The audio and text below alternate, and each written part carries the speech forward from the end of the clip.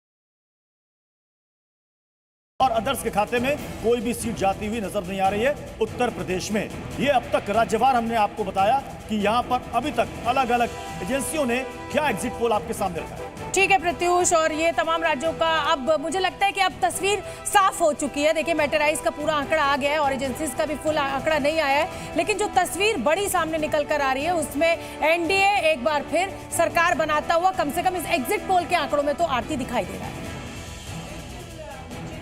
In fact doubt नहीं है कि एनडीए वापस नहीं आ रही। मुझे बहुत विश्वास है कि प्राइम मिनिस्टर मोदी वापस सरकार बनाएंगे और जो रुझान दिख रहे हैं बहुत अच्छी बहुमत, इनफैक्ट पहले से बेहतर परफॉर्मेंस दिखा संदीप रहे जी भी कुछ हैं कहना और चाहते उसमें मुझे लगता है 2-3 फैक्टर्स सबसे बड़े होंगे, आर्टिकल 370, राम मंदिर और डेवलपमेंट। ठीक है संदीप जी।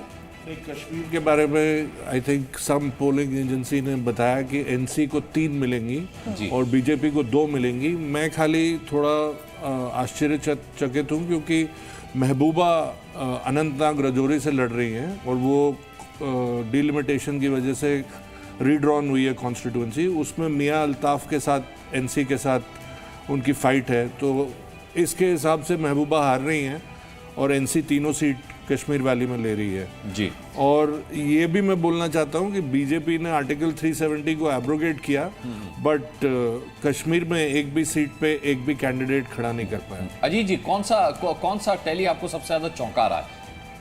देखिए, बहुत ज्यादा नहीं, मैं कोई भी चौंका कोई टैली नहीं रहा है। मैं अपना पश्चिम बंगाल भी नहीं चौंका रहा? पश्चिम बंगाल में थोड़ा ये लग रहा है कि वो वाइस वर्सा हो सकता है क्योंकि वहाँ पे दोनों कांटे की टक्कर है। वहाँ पे कांटे, टीएमसी भी मजबूती से लड़ रही है और वहाँ पे एक लक्ष्मी भंडार जो योजना थी, स्कीम थी, जहाँ जहाँ पे ट्रैक्शन है अगर क्षेत्रीय पार्टी को या कांग्रेस को, वहाँ पे सीधा जो है वो जो बेनिफिशियरीज की जो वो है आपकी बात अभी पूरी सुन लेते हैं, जल्दी से प्रत्युष का रुख कर लेते हैं। प्रत्युष बताइए बड़ी खबर।